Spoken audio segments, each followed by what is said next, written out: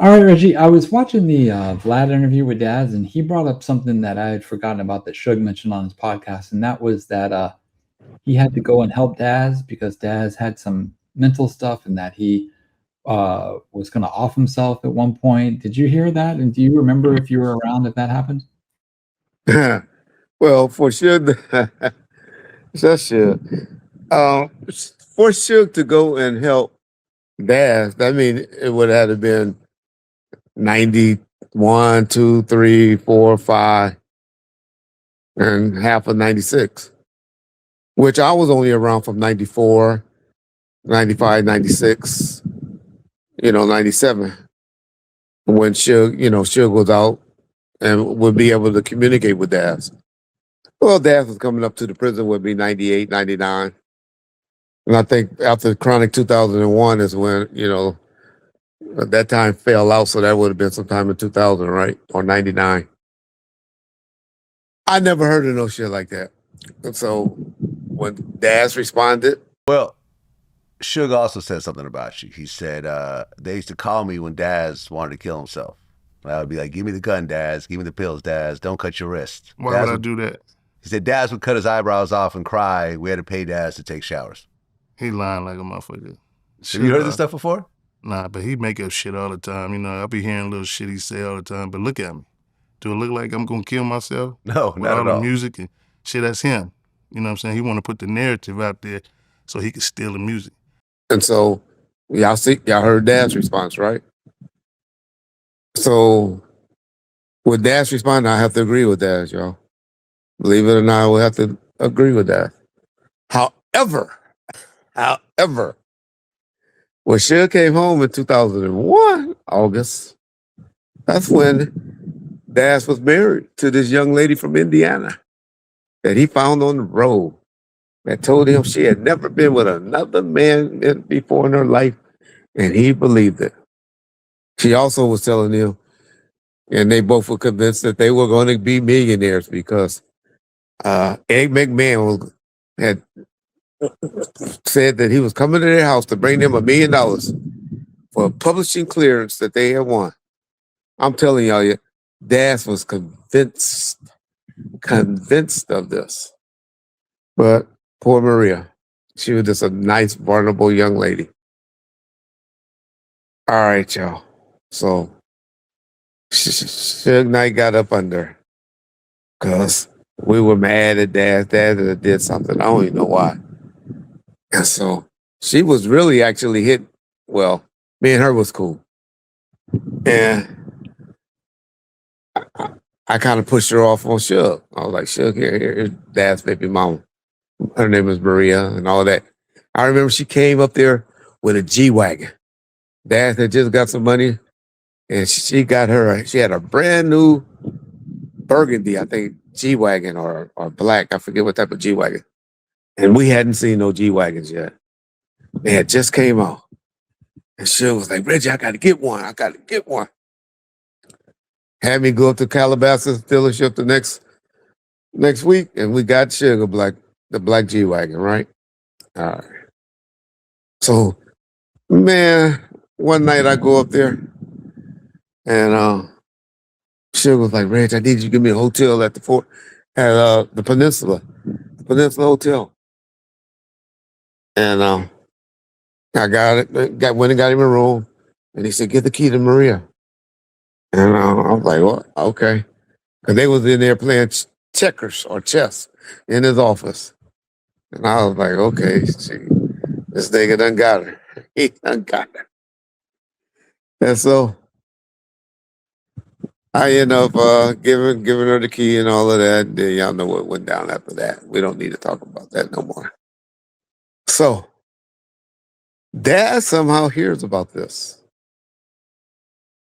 Dad hears about this. Gangsta rappers out there popping 70 pills. Man, you banging on wax cats and never be real. Okay. Y'all hear Crooked I kind of insinuated on a song that he rapped about. Y'all know when Crooked I was with us. He wasn't with us until like 2002, 2003, where he would have been on something that got out. I had signed Crooked I in like 2000. That was mainly the deal was done with that that combination, that stuff we was doing where the DPG records when we signed Big C Style and Daz to Death Row. It was mainly because I wanted Superfly and Crooked Eye. I wanted them bad. Those were the two. Daz had Superfly and Big C Style had Crooked Eye. All right. And so Daz, poor Daz, heard about Suge and Maria's encounter. And he tried to kill himself, y'all. He took pills and tried to kill us, unalive himself. Because that really hurt him. That's not a funny situation to me, y'all. He married this woman. I think he had like 5 or 6 kids with her. That many. He had a lot of kids with Maria. He loved the shit out of Maria. But that's what happened. Suge ain't trying to help me. He was making fun of it. So Suge lying as he normally do. I always tell y'all with Suge. He speaks some truth. But the nigga always go overboard, adding salt and pepper to it. That's what he did to Daz in that situation. He didn't try to help him, but Daz did try to unalive himself behind finding out that Suge got stuff with him. Which he should have. He should have. Because I'm sure he had heard the herpes rumors as well. The video of mine that stuff with that nigga. Yeah. Who wanted herpes back in those days? That shit never leave. But anyway, yeah, Suge, you gonna still catch strays, nigga. Quick question. Did you have an Under Armour account in 2025? Maybe you just bought some shoes online? Well, you might want to listen to this.